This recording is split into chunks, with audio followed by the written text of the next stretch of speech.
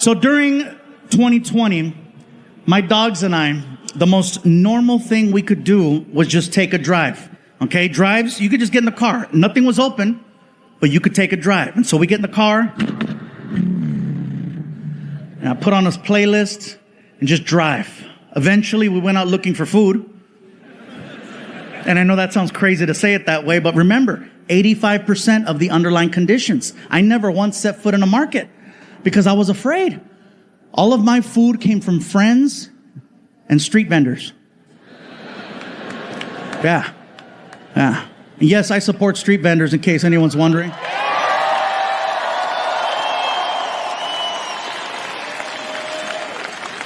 Because no matter what, they're working their asses off, again, trying to make a better life for themselves and for their families.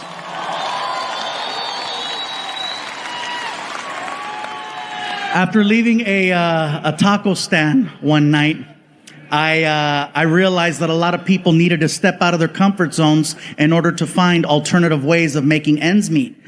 I made the mistake one night of assuming the guy working the stand was Mexican. He wasn't. I even spoke Spanish to him, which is a no-no. The rule is, when engaging a brown person, you must speak English to them first, and then if there's a language barrier, then you go to Plan B high school Spanish. You start off in English. Hello, sir. May I? ¿Qué? No entiendo. ¿Qué pasó? Oh, hold on. I got this. Hola. Yummy. So I walked up to this guy at the stand and I was like, he reminded me of a tío, so I was like, hey, ¿qué onda, compa? ¿Cómo estás? And which is like, hello, friend, how are you? And he responded, what are you saying to me? I'm sorry, sir. I thought you were Mexican. No, I am not a Mexican. I am not a Mexican. I am Greek. Greek? Shit, I was way off. I'm sorry, bro. It's late. I'm tired. Can I have 2 tacos? What do you mean, can I have 2 tacos? I just finished telling you I am not a Mexican. I am Greek. I do not sell taco. I sell gyro. Gyro? And then I remember seeing writing on the front of the cart, and I just thought it was like the guy's name or something, right? I was like, it spells it out. Gyro. So gyro. He got all pissy. It is not a gyro. It is gyro. That shit says gyro. It is gyro. Bro, I'm tired. It's late. What is a gyro?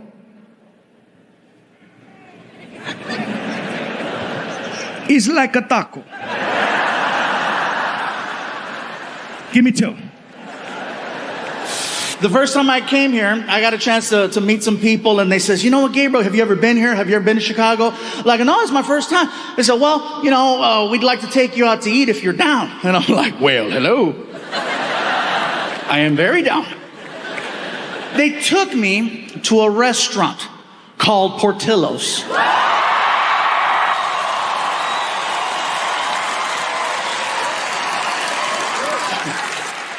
You heard of it? So we get there, and it was very, very good. The hot dogs were delicious. I had a chicken chop salad. It was amazing. Had a beef dip, really, really good.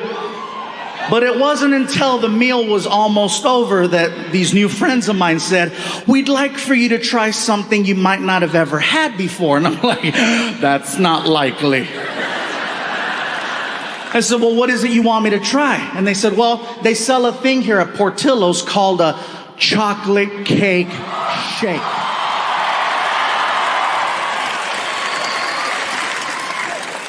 I said, you had me at chocolate. They said, well, you got to go up to the special window and you got to order it from the lady. So I'm like, okay, cool. So I get up and I walk over to the lady and she's like, can I help you? I say, yes, my friends are telling me that I need to try this thing called a chocolate cake shake. Okay, what size would you like? How good is it? You want a large. All right. Can I please have a large chocolate cake shake? No problem. There I pay. And she turns around. She turns around and she walks over to this little refrigerator that's on the counter.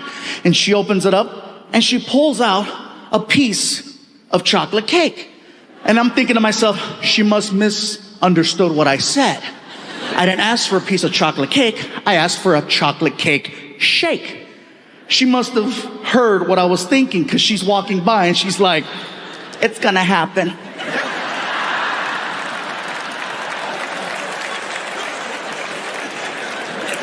She walks over to the blender, she takes the freaking lid off, and she just looks at me and does this.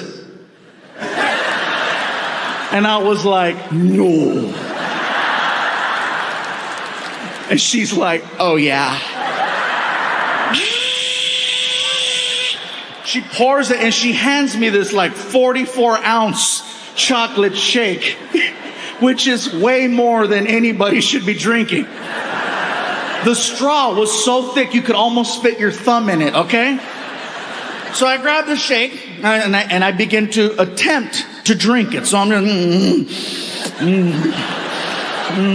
and I can see the shake coming out.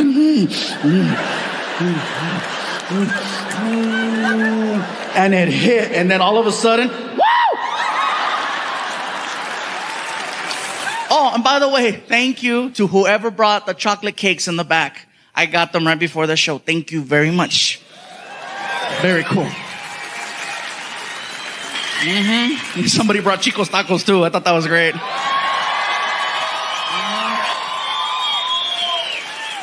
Now, you guys here know what I'm talking about, but everybody that's watching at home, they're like, Chico's tacos? Oh, what the hell's that? It's an El Paso tradition. If you come to El Paso,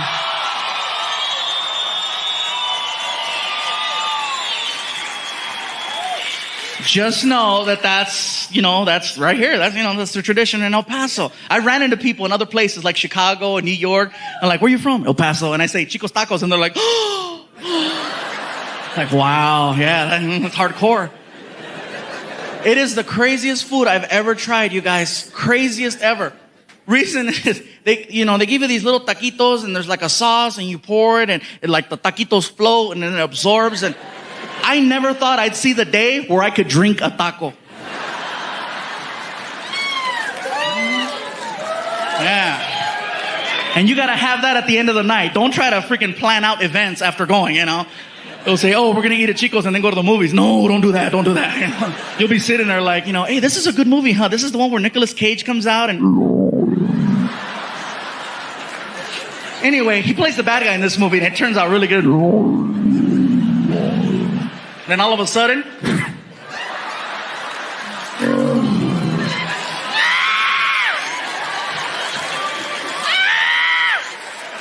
You're running by people. They're like... Chicos.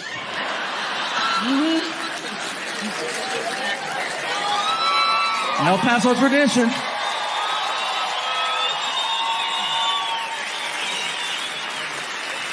You know what's funny? Is that a year from now, there'll be people watching this all over the world. Just like the first DVDs in Canada, Australia, and Europe. This DVD will wind up somewhere in Australia. And there'll be people in Australia going, what the hell's Chicos? Crocky, we gotta go. We gotta see Chico's. You watch.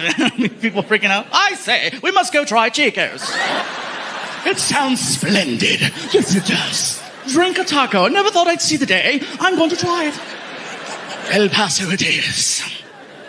Office, I sit down, doctor walks in, and we spoke for an hour. In a nutshell, what he says is that he wants to take my stomach, which in his opinion is the size of an NFL football, and he wants to cut it and make it the size of a hard-boiled egg. Therefore, you only eat this much and you lose weight with time. Problem with gastric bypass is that if you don't stick to their program religiously, not only will you not lose weight, you will gain weight and you'll have a series of complications. And then he asks, do you travel a lot? I'm like, I'm on the road 46 weeks out of the year. He goes, this is not going to work for you. I'm like, I agree. I like 2 eggs. I said, well, what should I do? He goes, I don't know, but this isn't going to work. So I left the office. I was bummed out, you guys. I get in my car. I was so depressed because I'm like, someone told me I got 2 years to live. Surgery is my last hope. And so I started crying. I was sad. I was in the car. I'm crying. I'm like, what the hell am I going to do? And the only thing that could cheer me up was a drive-thru. And I know that sounds crazy. Some of you are like, isn't that what got you in that position to begin with? Yes, but it's the only thing that made sense. There's a reason why it's called comfort food. Think about that. Anytime you see someone eating a burger, they never look sad. They always look happy. You might look sad walking in, you might look sad walking out, but when the actual event of eating a burger is happening, life couldn't be better. That's right. My girl told me that I make sounds when I eat burgers. I didn't know. Apparently I do. I'm eating a burger and I'm like,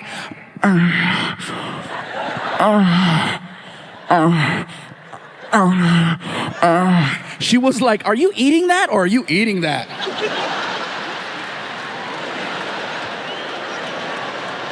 Think about it. Who's sad when they're eating fast food? I'll tell you who's sad. The person eating a salad watching someone eat fast food. That's who's sad.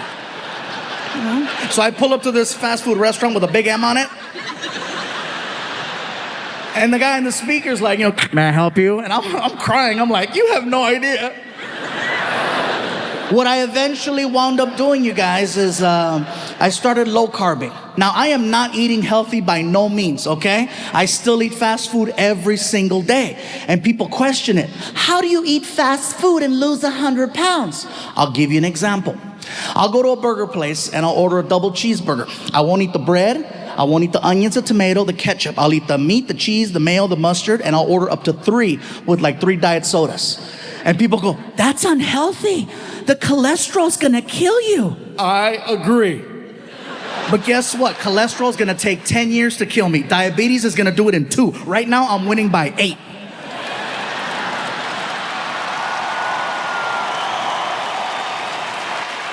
Hell yeah, that's called fluffy math, bro. There's a lot of people mad in here right now. Fluffy found a loophole, yes. So I started low carbing, I started doing yoga, and I know that sounds like a joke right there. Yeah, some of you are like, he means yogurt. No, yoga.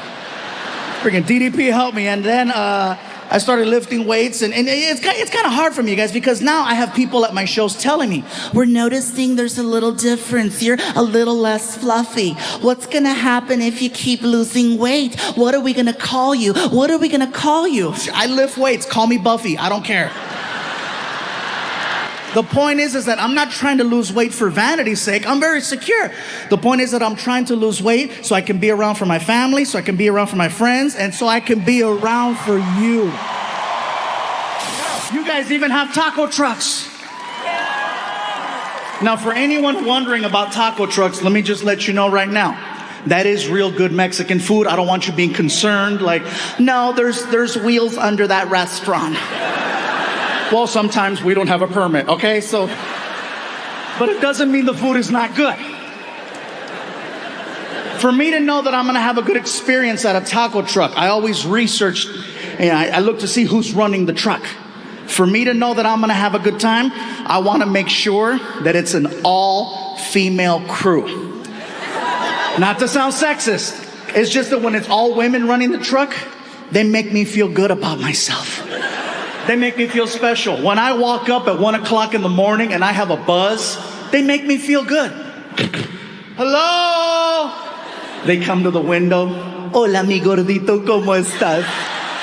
¿Cómo está ese gordito, chulito, ese gordito? ¡Qué bonito! A ver, ojitos. I feel like a kid. I'm like, can I have a taco? Whatever you want me to get, I'll get it for you. Now see, when it's an all-Mexican male crew running the truck, it's late, they're tired, they're bitter.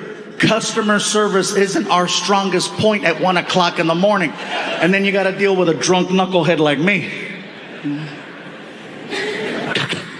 Hello? And they come to the window. ¿Qué chingados quieres, pinche gordo? What you want? What you want? Hey, what's up, bro? Can I have a taco? Okay, what else? That's it.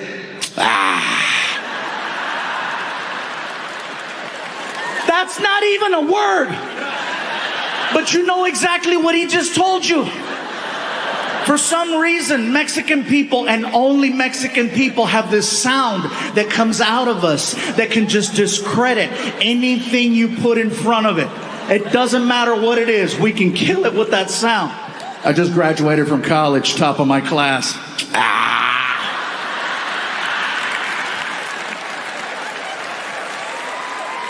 Well, fine, I'll work at Burger King. Papi, this is my fiance. He loves me. Fine, I'll be a whore.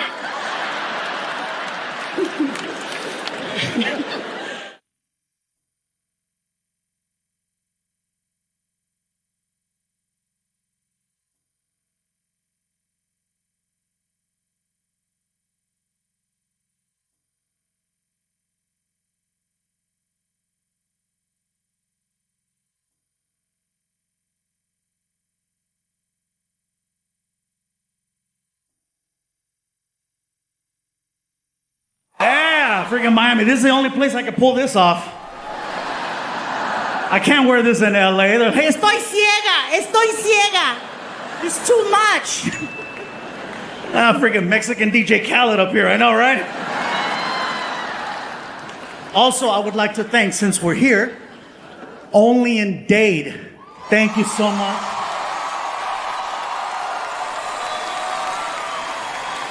If you know, you know.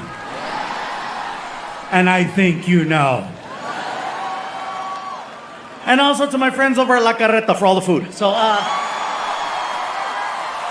yes. Yeah, man.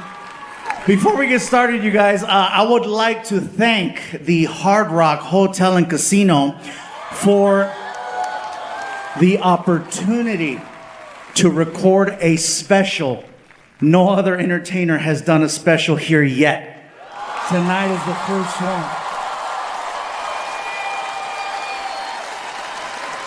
And it wasn't the Rolling Stones, it wasn't the Eagles. They trusted a comedian to make this happen. So I want to say thank you. Is anybody else staying here at the Hard Rock? Hey, me too. This is a beautiful hotel, and I'm not just saying that because my room is free. You know you're in a nice hotel and casino when you turn on your TV in your room and they have their own video. Like if you're staying here, you turn on the TV, you get this. Welcome to the Hard Rock Hotel and Casino.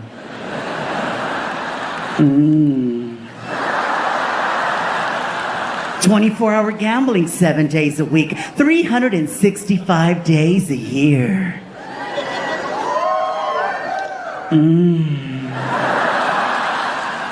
I'm sitting there like, why can't I stop watching this? And I started thinking at this point, why don't they just do that to the slot machines? You know what I mean? Gambling's already shameless, might as well go all the way. You walk up to one of the little machines, pop in a 20.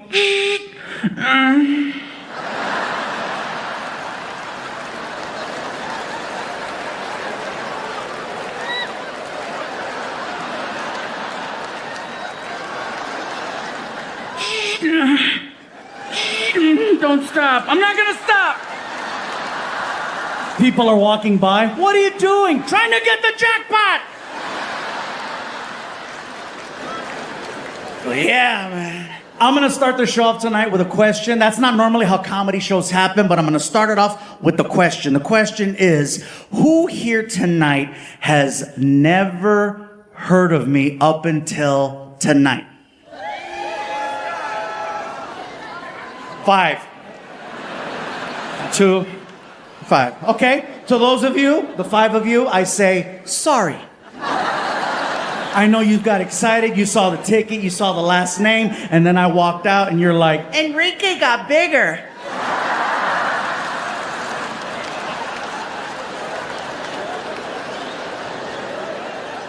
The only reason why I ask who has never seen or heard of me before is because if you have, then you know the type of show that I do. And you know the type of show that I don't do. Like, I'm not here to tell you who to vote for, who not to vote for, what shot to take, or what baby to get rid of. That's not for me to say. And if you're already offended, you just missed the whole point of that. I'm telling you what I'm not gonna do. I promise you, I am here to entertain, not offend. Okay? We're gonna have fun with everybody, starting with me, but I'm just gonna let you know, we are living in a very different time. I've been doing this so long, I always figured as long as I'm being nice, I shouldn't have any issues. But it's a very different time. This is year 27 for me. Yeah. 27 years of being a comedian. And in those 27 years, I never had to worry. You know, when I first got started, 1997, I was clean shaven. Yeah, I had hair. I know, look at some of you. What happened? Huh? Vaccine, I know. I'm kidding. Sorry, Florida. I'm kidding. I said vaccine. Some of you were like, I told you. Yeah, no. Te dije, el gordo dijo. Yeah. I know, by the way, I have some friends that tell me, dude, man, you're making money now. Why don't you get the hair thingy? I said, for what? Well, you know, some women, they want a guy with hair. Well, good for them. And they're not lying. I have gone out with some women that made it a point to tell me that hair was important. One told me flat out, I need to be able to run my fingers through your hair. Yeah? And I told her, hey, look, if you go deep enough.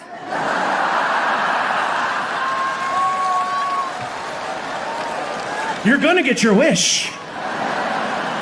You were not specific on location. Hey, you want hair, you want pelos? I got you. But yeah, 27 years of being a comedian. And in those 27 years, I have seen a lot of comedians come and go. And I feel very grateful that in all that time, we've still managed to maintain a certain level.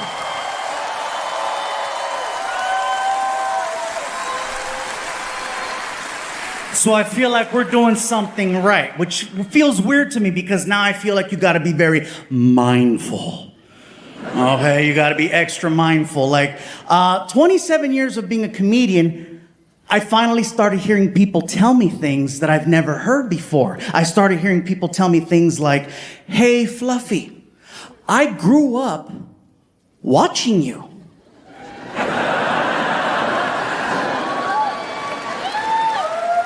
Which is an incredible compliment. Because that doesn't just say that you're a fan. That says that you're invested. That says that you've been following this career for a very long time. Some of you, the first time you saw me perform, you were kids.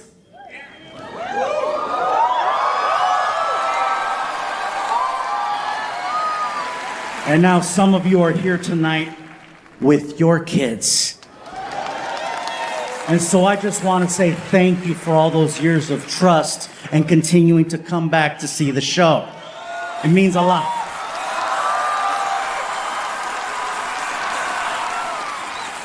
Hearing someone say they grew up watching me, that is one of the most beautiful compliments any entertainer can receive. And I understand that now with therapy, that's what that means. Look, I'm not gonna lie. The first time I heard someone tell me that they grew up watching me, I didn't know how to handle it. I didn't know how to process because nobody wants to feel like they're getting old.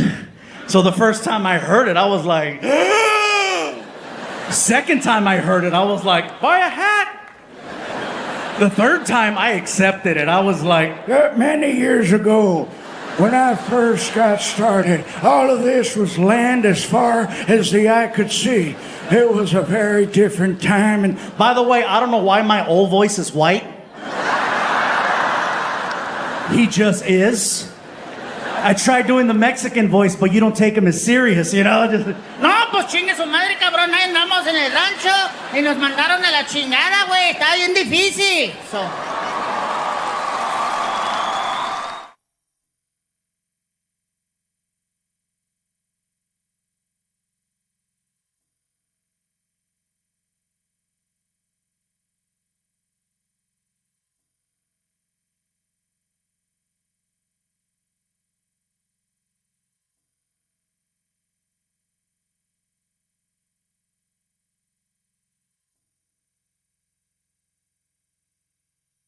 Now, when it first started happening, listen, guys, I'm not gonna lie, it was actually kind of cute because it was only other Mexicans bringing me these quote-unquote Mexican racist gift baskets. It started in LA after a show. This one guy walks up to me with a basket and he's like, hey, what's up, homie? got you a racist gift basket. I said, we're the same race. Yeah, whatever. All right, whatever. I take it backstage, and all the items in the basket made it to my house. There was a Mexican blanket with a tiger on it, a bunch of bottles of Fanta, bottles of sangria, Vicente Fernandez CDs, Mexican candy, pan dulces, sweetbread, mazapanes. Everything made it to my house. Now, the more East Coast we started traveling, and the more down south we started performing, the more creative the gift baskets started getting. Fast forward to Mobile, Alabama. Oh, it gets good. Earlier tonight, before we kicked off this special, my friend Martin was out here making a couple of announcements. One of the announcements that he made was, if you brought a gift, please hold on to it until after the show. Don't bring it to the stage. It could interrupt the flow of the performance. The only reason why he makes this announcement every single night is because of one show in Mobile. So here's what happens. I tell the entire racist gift basket story, the full 16 minutes, right? As soon as I finish, a guy from the back of the theater rushes the front of the stage. Now keep in mind, this area is full. In Mobile, the aisle was right up the middle. So the guy had a clean shot to me. He hauled ass like it was The Price is Right, all the way down. Much like tonight, there was security there that night. Security sees the guy with the basket, but no one thought to stop him. All they did was, That's pretty. oh, that's nice, that's pretty, yeah. So the guy makes it all the way to the front. He takes the gift basket and he puts it on the stage. Now he's heckling me from where you're sitting. I'm standing here and he's like, Fluffy! What's up, dude? I got this for you. Thank you. Open it. I go, sir, we're kind of in the middle of a show right now. I says, I appreciate the gift. That's very nice of you. I says, but how about this? I'll open it after the show. Oh, come on, Fluffy. I want to see your face. Sir, how about this? How about you take the gift basket and you bring it over here to the side of the stage where security's at, and I'll have security escort you behind the curtain, and then I'll open it up backstage with you in front of me. How's that? And he's not taking no for an answer. Now, the problem is the crowd just saw me tell the racist gift basket story, and all of a sudden there's a guy with a gift basket. They have no idea I'm not affiliated with freaking Duck Dynasty in the front row. So now I'm trying to diffuse the situation before it gets crazy, but he's not taking no for an answer. Next thing you know, he does something no other audience member has ever done in my 19 plus years as a comedian. He takes the whole crowd away from me, flips them, and then uses them on me. In 5 seconds. It was the most amazing, horrific thing I have ever witnessed. This is all he did. Come on, Fluffy! We want to see your face! We want to see your face! We want to see your... He gets 2,000 people behind him to start chanting, we want to see your face! We want to see your face! It was very evident this was not the first rally he's ever led. The crowd is so loud, I can no longer hear myself over the monitor. So I'm like, I lost. So I get on my hands and knees, I put the microphone down, I grab the gift basket, and I start tearing it open. I reach in. Forget about pulling out Mexican soda, Mexican candy, or a Mexican blanket. This dude was a pro. I started pulling out gardening tools.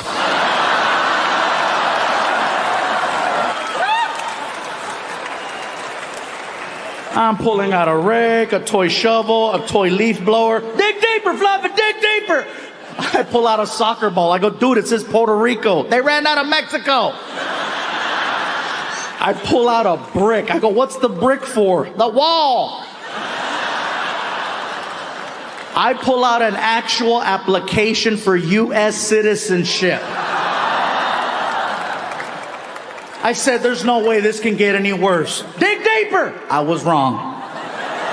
I pull out an old school box of Crayola crayons. You know the 64 pack that has the sharpener in the back? Okay. There's a window on the front of the crayons so you can see all of the colors that are in the box. All of the crayons in the box are brown except for one white crayon right in the middle. And I said, what the hell is that supposed to mean? And he looks at me and he says, "Welcome to my world."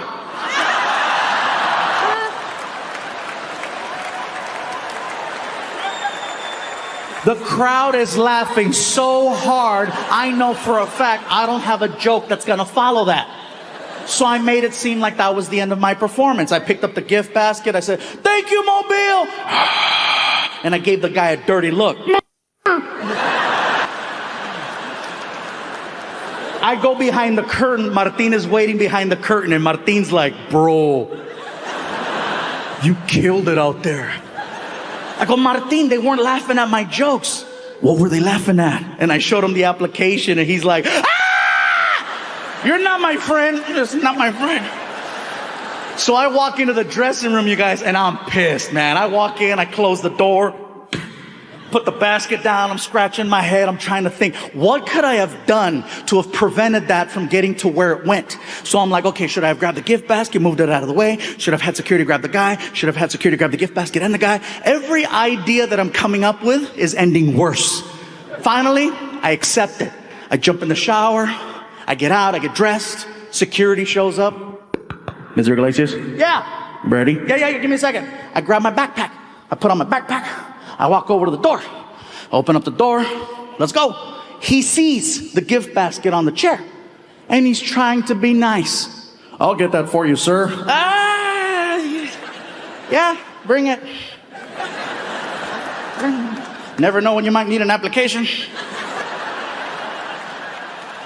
So now he's escorting me out the back door of the theater into an empty parking lot on our way to the tour bus that's at the very end of the parking lot. We're walking for a good 4 minutes. All of a sudden, I hear this.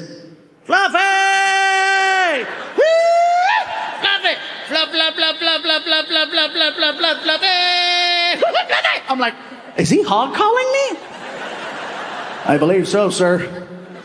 It's the guy that gave me the gift basket, and now he's standing next to the tour bus. So there's no way I'm gonna get past him. So I'm like, man. So we stop walking. Security's like, "Would you like me to call for backup?" No, you don't need to call for backup. He's not gonna hurt me. It's just gonna get really weird. So I pull out my cell phone and I'm trying to text Martin. I'm like, "Come on, Martin, get over." He's not replying. The guy gets tired of waiting next to the bus. So now he's walking towards me, but he's doing it in a really weird way. He's walking towards me like I'm a dangerous animal. Okay? He's doing this. "Fluffy. Fluffy, I'm not gonna do anything." And he walks over and he's just ranting. "All right, look here, Fluffster. First and foremost, let me just tell you something right now. I've been watching your comedy for about 7 years now, and my favorite joke that you tell is when you give that gift basket to your colored friend G. Man, first time I heard you tell that joke, I wanted to laugh really hard, but I couldn't, right? Because I was at a bar sitting next to 2 black people. And you can't laugh at a black joke in front of black people because they get all uppity, start chanting civil rights and Rosa Parks and shit like that.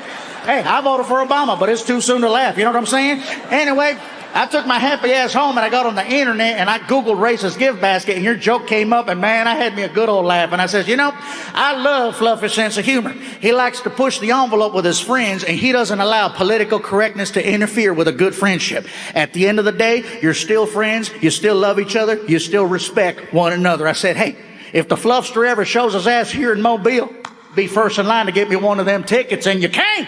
So I tell my friends, let's go see the Fluffster. I said, but first, I bet you anything he'd appreciate it if somebody were to get him one of them gift baskets like he got G, except we got you the UPS basket. UPS basket? What can Brown do for you? So, the problem is, you didn't laugh. You got offended, and I didn't want you to get offended, Fluffster. I wanted you to laugh, but the problem is that, I didn't need you thinking that Mobile was a horrible place and we were horrible people. We were just trying to have a little fun with you the same way you had fun with your buddy G. We work very hard here, 40 plus hours a week myself, and the amount of money and time that we put into that gift basket is only because we love you. Hey, you have any idea how long I was on the goddamn internet trying to find an application for U.S. citizenship? In English? Are you shitting me? Everything's in Espanol. Hey, I voted for Obama. I ain't got time for that. The bottom line is that I'm sorry for interfering with your performance. It'll never happen again. I just wanted to say I'm sorry. and hopefully you'll allow me to take a picture with you. I'm sorry. And I was like, oh my God, I'm a dick. I said, listen, sir, you don't have to apologize. I should apologize. I didn't handle the situation the right way. But you got to look at it through my eyes. I've never had anyone take an entire crowd away from me. That was pretty good, huh? Will you listen?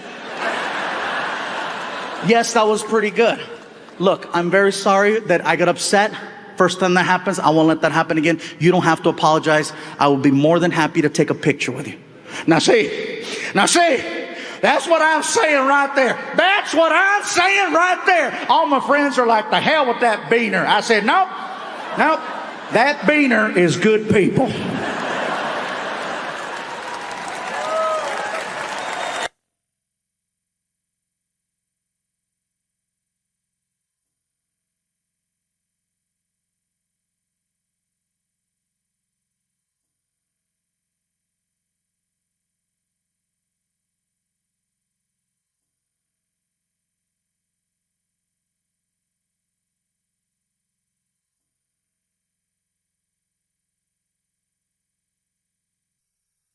The difference between Snoop's show versus any other talk show I've ever done is that usually there's a person, like a producer or a director, who comes to you and gives you information, like how the show begins, topics you're gonna cover, how you go to commercial, how you come back from commercial.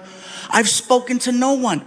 Snoop just starts talking, and at some point they hit record. I'm waiting for action or a buzzer and something. Snoop just starts talking to me. Yo, what up, Big Fluff?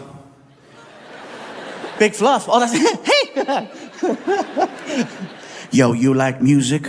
Snoop, I love music. I love your music. Yeah, that's what's up. He opens up a laptop computer and then he hits play. And the next thing I know, we are listening to hardcore Mexican banda music. I mean hardcore.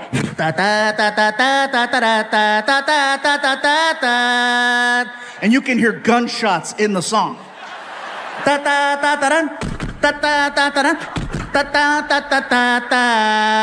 And then a cow. And the whole time Snoop is like, I love it when he go moo. What?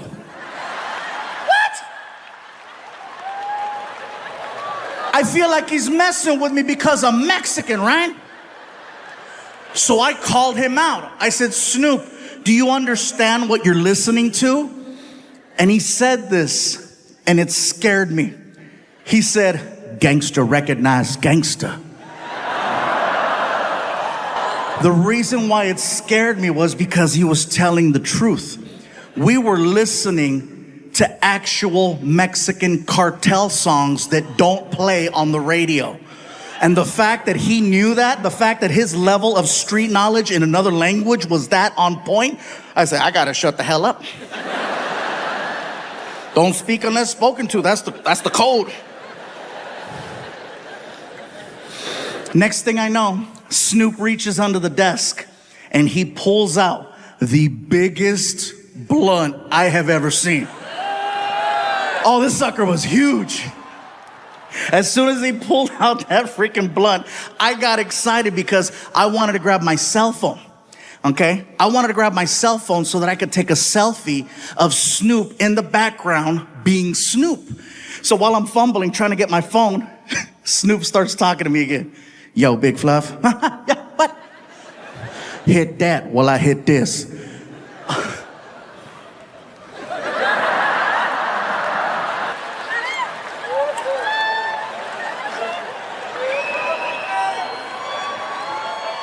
The second I went like that, all of the cameras in the room, red light, red light, red light, red light, red light. My publicist is like, no!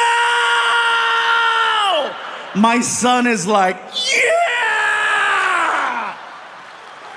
And now I'm being faced with a serious situation because, you know, I've talked about friends participating in doing stuff like this, but I've never openly talked about myself, you know. And now I realize that from this moment forward, people are gonna know what happened here with Snoop. So I started trying to find ways to justify it to myself. You know, if you're gonna do something like this on camera, you want it to be with Snoop. You want it to be with Snoop, Cheech and Chong, or Willie Nelson.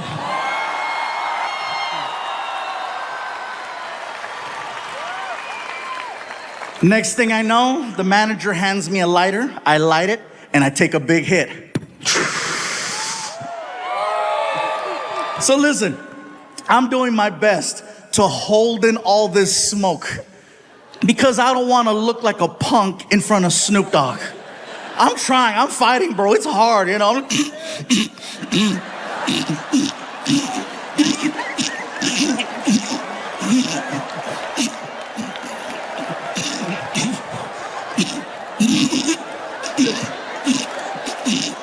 The whole time Snoop is like, hell yeah.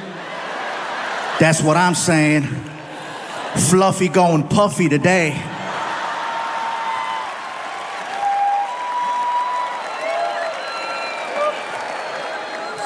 I do not remember the rest of the interview. What I remember is my buddy Anthony telling Snoop Dogg and I to stand up for a picture. Stand up, get up for a picture. And so Snoop and I both stand up to take this picture. I put my arm around him.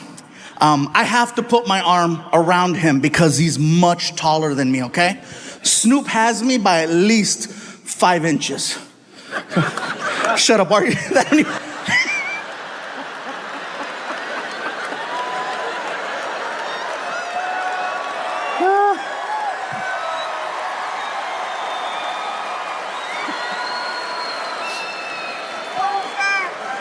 You guys are laughing at the wrong jokes.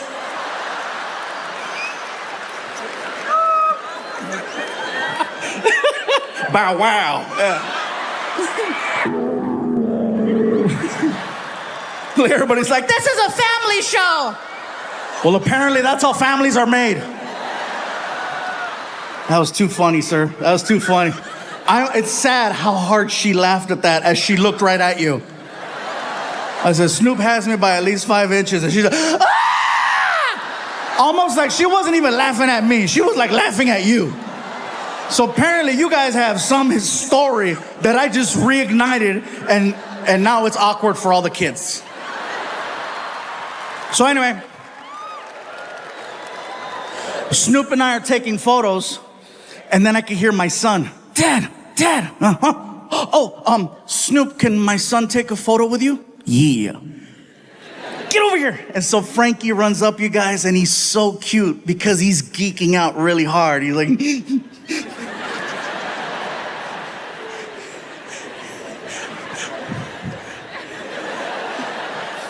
Snoop, this is my son Frankie. Frankie, say hello to Snoop. And Snoop looks at me and he's so cool. Snoop is like, yo, this your kid?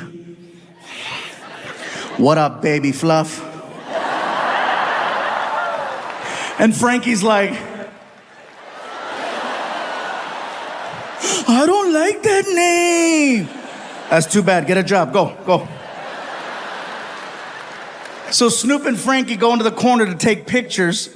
Meanwhile, I walk back over to the desk because I want to grab the sheet that has Snoop's name and my name on it. I want to have Snoop autograph it so that I can frame it and put it on my wall. While I'm doing that, Frankie walks up from behind me and he whispers in my ear, right? He's trying to be all cool. Dad. Huh? What? Dad, would it be okay if I finish smoking that with Snoop?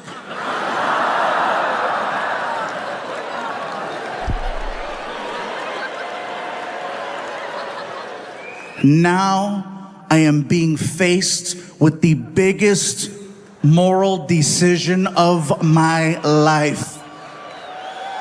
And I'm high.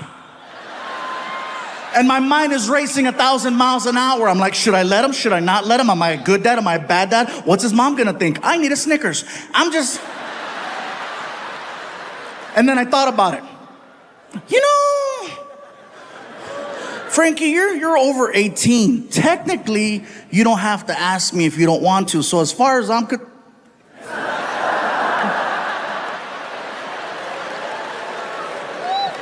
where'd you go? A minute later, I am recording my son in a cloud with Snoop Dogg. And then I sent the video to his mom. Hashtag biscuit blocker. Yes, I did.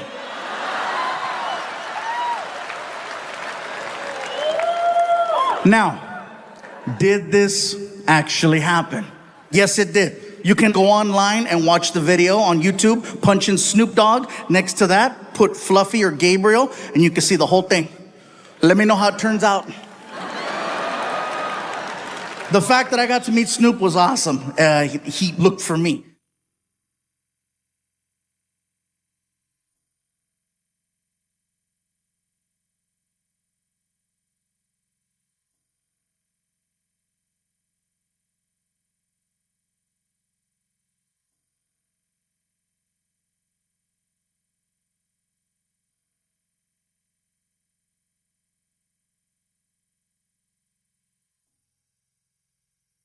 On top of that, we were trying to figure out this whole thing with Netflix and doing a new special.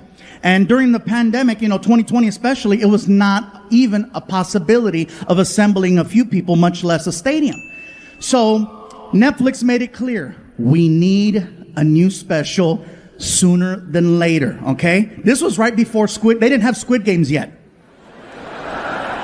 You remember?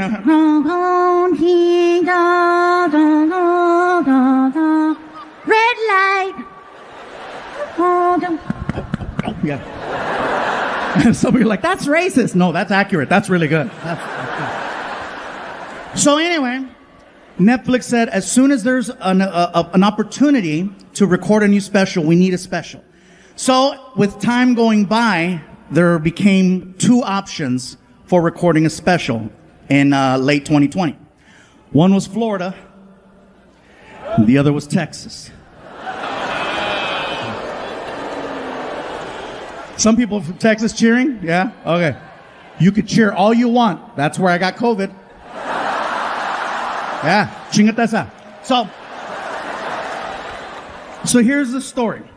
So I had done shows before, in Texas, and I had never done a show in San Antonio. So the original plan was we wanted to record a special in San Antonio for the new Netflix show, for the series. So we couldn't really travel too much. And remember, they kept telling us, stay in your bubble, stay in your COVID bubble. Don't forget to stay in your bubble. So in order to be as proactive and just careful, we all went out there together as a team, okay? And then we all basically said, we're going to do a residency in San Antonio for 30 days. 30 shows in 30 days. And on the last day, we'll record a new special. This way it gives me a chance to start performing again because it'd been over a year since I touched the stage. And so we get there and they gave me the option. Do you want to stay in a house or do you want to stay in a hotel? And I said, well, I've never lived in Texas before, so let's see what a house feels like. So they got us like this fancy Airbnb, and basically, it was Martin, Alfred, my friend Rick, myself. It was like 4 of us. It was like the Mexican version of the real world, okay? So we're all in this big house together. Everyone gets their own room. And so, of course, I get the big room because it's me. And, look at some, no, yes. So I open up the door, I turn on the light, click. And I'm like, this is a beautiful room. Wow, look how big it is. And then I notice there's a hole in the wall. And I said, that's weird. So I get really close to the wall. And when I got close, I realized it's not a hole. It's a big-ass roach. And let me tell you, I am not exaggerating when I tell you that cuca was this big. That roach was this big. Now, I have used this unit of measure before to exaggerate. And let me tell you, I'm not exaggerating when I tell you that freaking cucaracha was this big. And I don't want you guys thinking, oh, what, you think you're too good for roaches? No! I grew up with roaches my whole life. My mom and I, we lived in apartment buildings, projects. We always had roaches, but they were different. First of all, they were this big. And California roaches are very different. Okay? For example, when you turn on the light, they scatter. In Texas, he chilled. In California, they respond to sound and movement. Ah! Scatter. I tried my California technique on this Tejano roach. I said, ah! And the roach was like, what? Oh my God, I don't think he's in my room. I think I'm in his. And at that moment, my tour manager walks in the room and she's like, is everything okay with the accommodations? I said, no, the room is beautiful, but look at the wall. Aw, there's a hole in the wall. I said, get closer. She gets up to the wall and she's like, oh, it's a big ass roach. I said, you're okay with that? She said, he's not in my room. She can see that I'm visibly bothered by this roach. So she's like, would you like me to take care of your little friend for you? And it is a little emasculating because I'm a big guy and she's like 5'2". So she's like, move, fool. She takes off her shoes, she grabs it, she gets up on a chair, and she brings it back, and she's like, you know, soy la 69. Bam! Nailed that roach. Threw down her shoe, put it on. I look at the wall, and it kept moving. And I said, you have angered our friend. And she was like defensive. Fool, round two. So she grabs her shoe, gets back up on the stool, and she brings it back. And just as she's about to nail this roach for the second time, that shit started flying. It was a Harry Potter roach. Oh man, mira. She's ñañeras, man. So anyway, we were there for 27 days. And for some reason, on the 27th day, out of a team of 30 people that were there to film a special, I was the only one that tested positive for COVID-19. No one else got it. Not Martin, not Alfred, nobody. And I told Martin, dude, I don't know where I got it. And he said, I think you got it from the roach.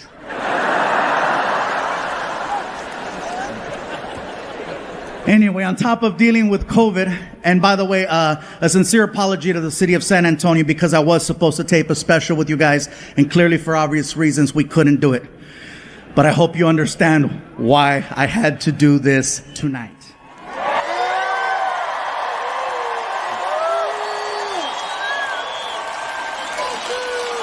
On top of dealing with COVID, the vaccine situation, I come to find out someone was trying to extort money from me.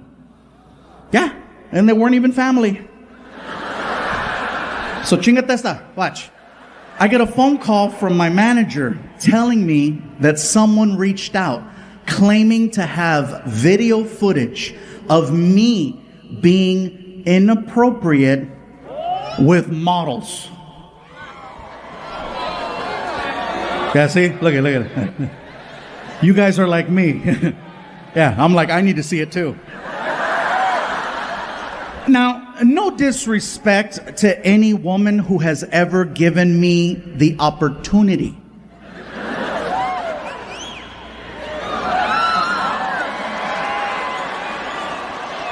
But none of them were models. Maybe a couple of cochinas from West Covina, maybe.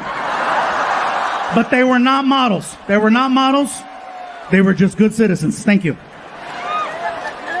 So anyway, they said I had until 9 a.m. to make a deposit of $50,000 into an account, or they were going to release the footage to TMZ and my career was going to be over. When I got the message, it was already 6 p.m. So I had missed the deadline by like half a day. So I was like, well, let me turn on the TV, still, see if I still got a job. And clearly this is the first time you guys are hearing about this because there was no footage. They were just trying to scare me into giving them money. The only reason why I'm telling you the story is because Only 50,000? Like, seriously? That's what my career's worth? Don't get me wrong. I know when I said 50,000, some of you were like, oh, and it is a lot of money. But if you're going to go after a celebrity, $50,000 is really low. Like, to put into perspective, they did the same thing to Kevin Hart. And with Kevin Hart, they hit him for 10 million. 10 million, which lets me know where I stand on the comedy totem pole of success. There's Kevin Hart with 10 million, and I am like the Groupon of extortion. Where'd you get your extortion? Got that shit at Ross. It was on clearance. $50,000. You can't even buy an Escalade with $50,000. That is like a Hyundai Sonata at best, okay? And that's like a base model. Like, you still gotta do this shit to the window, you know?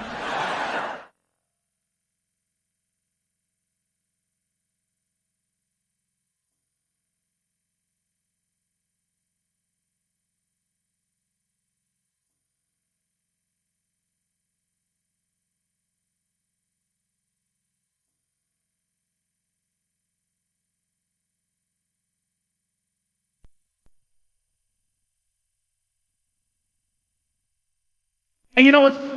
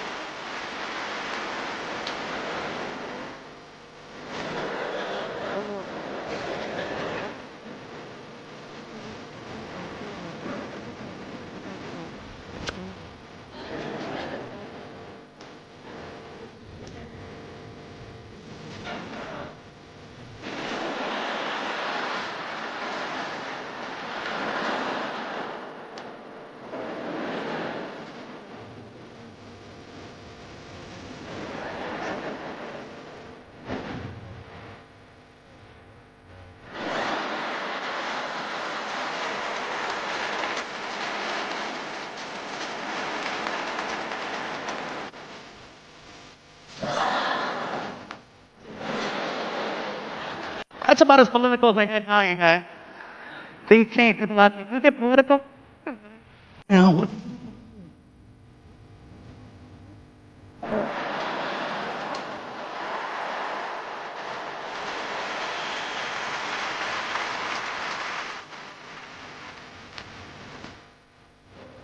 Come on, you guys. You know?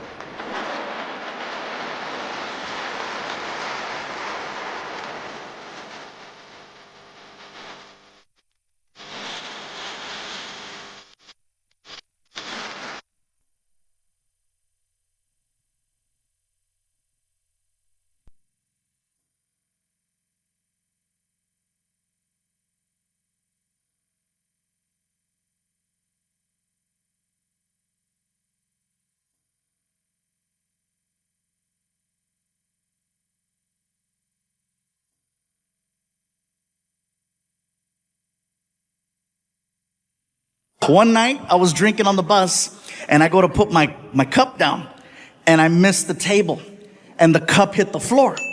I didn't get up right away to get the cup, because I figured I'm gonna get up in a couple minutes and make myself another drink. I'll pick up the cup then.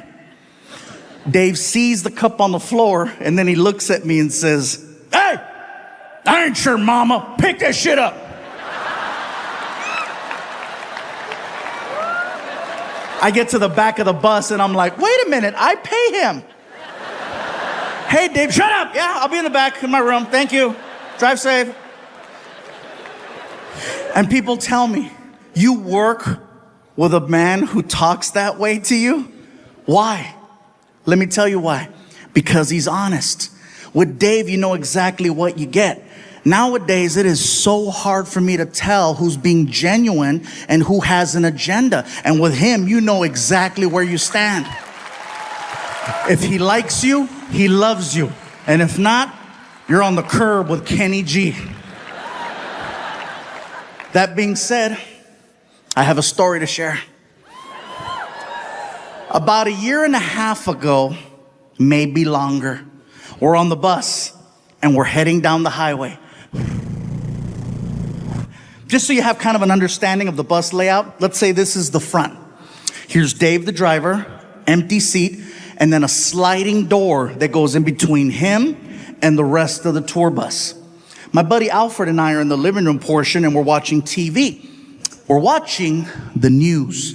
And on the news, there's this person who is running for some type of office.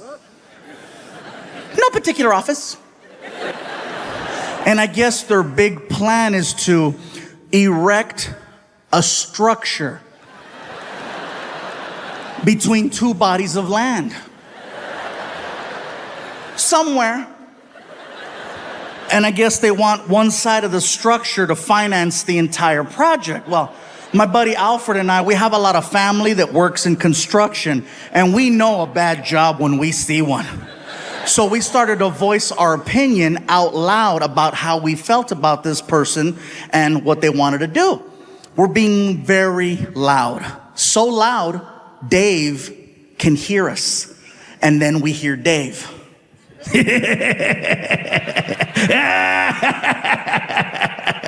America. I yell out to Dave. I said, "Be quiet, Dave. This isn't about you." He taps a button on the dashboard that activates the sliding door. And when the door is about that far from closing, he yells out, I'm building a wall.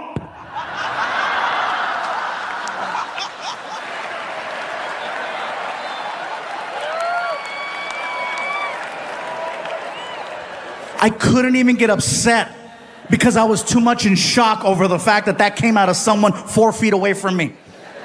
My buddy Alfred and I, we look like chickens. We're like, my cell phone goes off.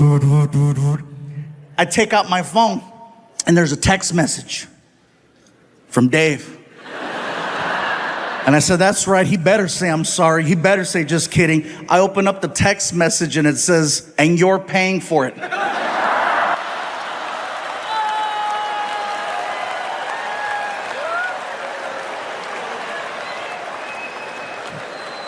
And people tell me, you still work with him after that? Yes, I do. I trust that man with my life every single night. I know where his heart's at. He can say whatever he wants. At the end of the day, he still has to drive around the king of the Mexicans.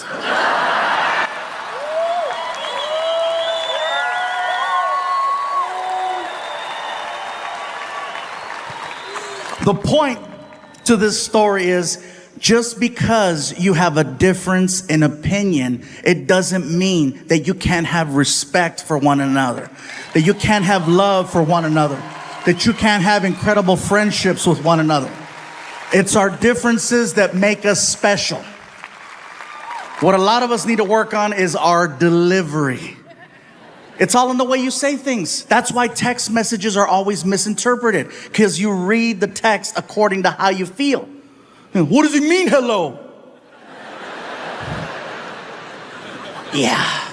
Anyway, Dave has gotten us to 48 of the 50 states. He doesn't travel with us outside of America. He prefers it that way. Last year, we got a chance to do a European tour of 15 countries. Estonia, Germany, Norway, Belgium, the Netherlands, UK. We're just bouncing around all over the place. And then we wound up on the other side of the world. Out of all the countries I performed in, my favorite country outside of home is Australia. And I'll tell you why. Australia, much like us in America, has its list of priorities. You know what's not on their list? Political correctness. They do not care about your feelings. It's like a country full of Daves. Believe it or not, it's very refreshing to be around such a large group of people who speak their minds so freely. And if you know that before you go there, you're going to have an amazing time. But if you don't know that and you show up, it is a culture shock and a half, because I showed up and I didn't know. Everybody says, you got to see the beaches. And I went to the beach. I had people coming up to me. Hey, somebody help me get him back in the water. Yeah, right there, big fella. Look at you right there. Oh, look, he's moving. He's moving. He's moving. Oh, he's crying. He's crying. I bet it tastes like gravy.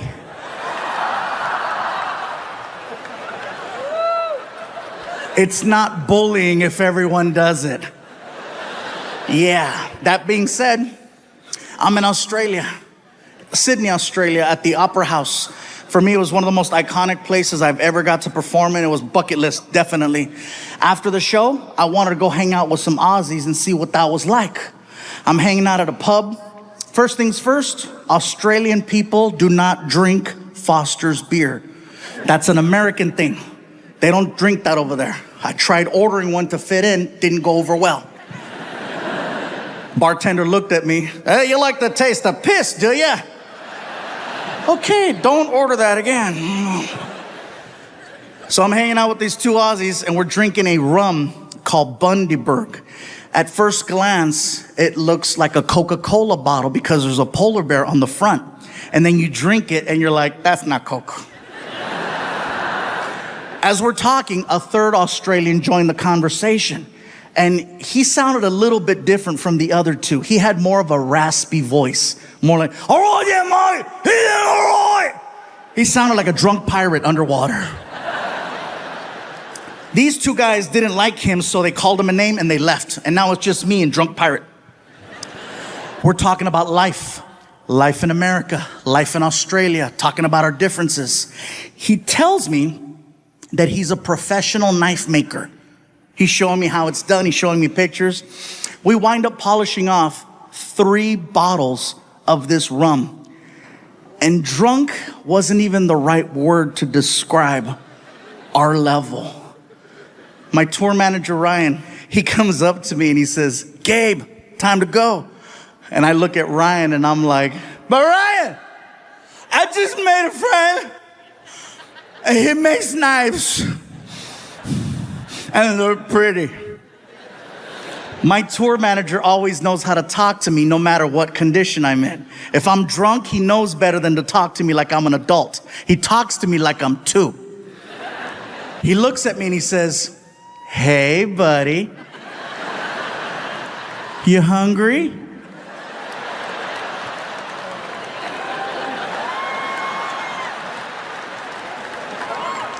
Well, listen, if we don't leave right now, they're gonna close McDonald's and you're gonna have to eat at the airport. I gotta go.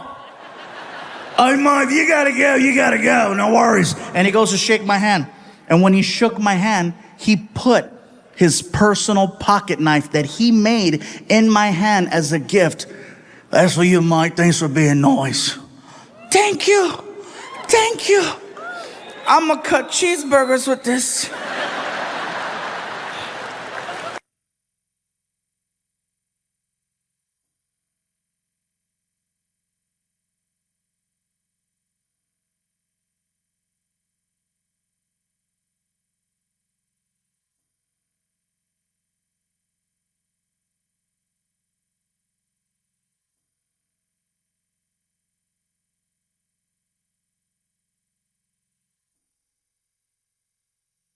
I am super excited, you guys. Let me tell you, this is our 19th year coming to Chicago, okay? 19 years. The first time I came here, I got a chance to meet some people, and they says, you know what, Gabriel, have you ever been here? Have you ever been to Chicago? Like, no, it's my first time. They said, well, you know, we'd like to take you out to eat if you're down. And I'm like, well, hello. I am very down. They took me to a restaurant called Portillo's.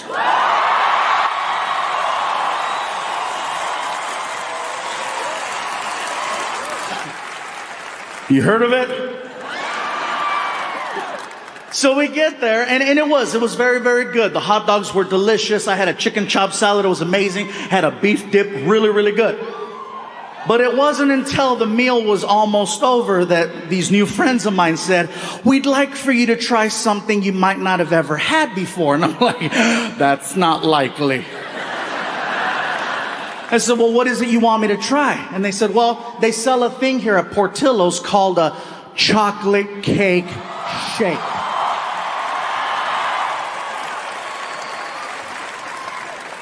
I said, you had me at chocolate. They said, well, you got to go up to the special window and you got to order it from the lady. So I'm like, okay, cool. So I get up and I walk over to the lady and she's like, can I help you? I say, yes, my friends are telling me that I need to try this thing called a chocolate cake shake. Okay, what size would you like? How good is it? You want a large. All right. Can I please have a large chocolate cake shake? No problem. There I pay. And she turns around. She turns around and she walks over to this little refrigerator that's on the counter. And she opens it up and she pulls out a piece of chocolate cake. And I'm thinking to myself, she must misunderstood what I said. I didn't ask for a piece of chocolate cake. I asked for a chocolate cake shake. She must have heard what I was thinking because she's walking by and she's like, it's gonna happen.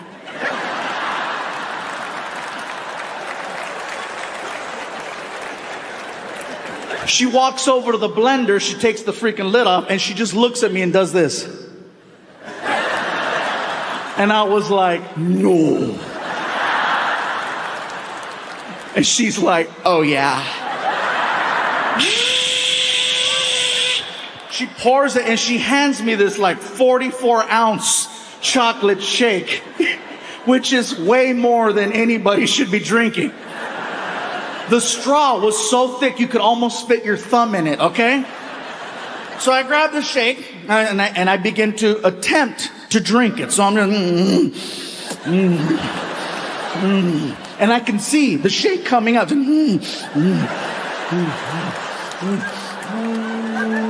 And it hit, and then all of a sudden, woo! Hell, you guys even have taco trucks.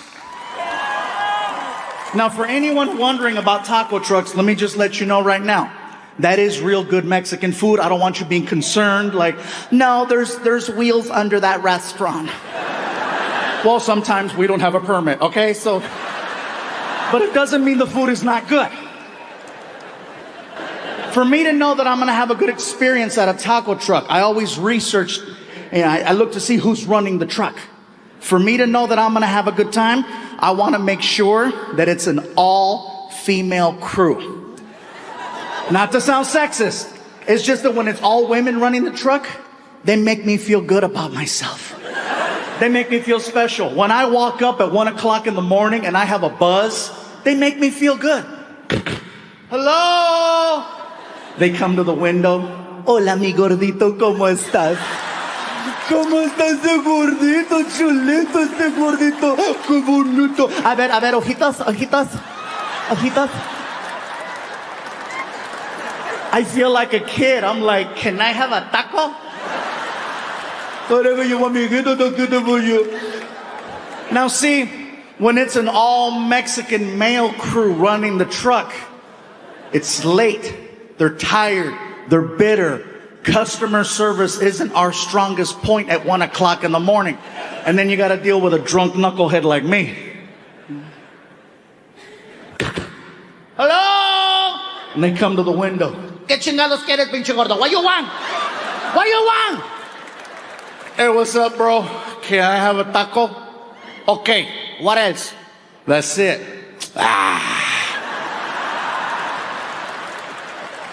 That's not even a word. But you know exactly what he just told you. For some reason, Mexican people and only Mexican people have this sound that comes out of us that can just discredit anything you put in front of it. It doesn't matter what it is. We can kill it with that sound. I just graduated from college, top of my class.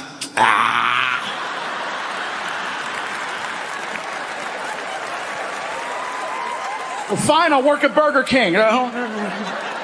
Papi, this is my fiance. He loves me. Fine, I'll be a whore.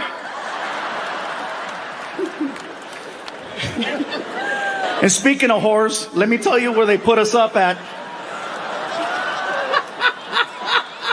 That's a bad segue. No, there's no whores at this hotel. Listen, I would like to personally thank the promoters for not only making this special happen, but for taking really good care of us. They put us at a hotel that's right across the street, you guys. And you know you're in a good hotel when you get inside of the elevator and it talks. It's one of those, you know.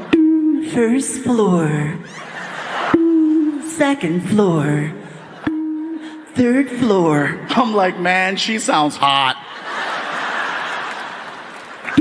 Fourth floor. Fifth floor. Oh, yeah. Martin asked me, how far are you going up? I said, all the way. I gotta see how this ends, you know what I'm saying? Oh, man. And by the way, you guys, since the last time we were here, I've had a few things change in my life. Some things happened that were so crazy that I couldn't even believe that it was a possibility. First thing that happened was I had my first ever celebrity death hoax, meaning that someone faked my death on the internet and it went viral. Someone wrote an amazing article that was read by over 30 million people that was so good. Even I was like, oh my God, I was so nice.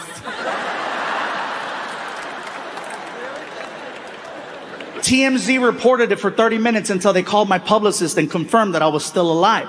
The article said that I had died October 31st from complications of type 2 diabetes.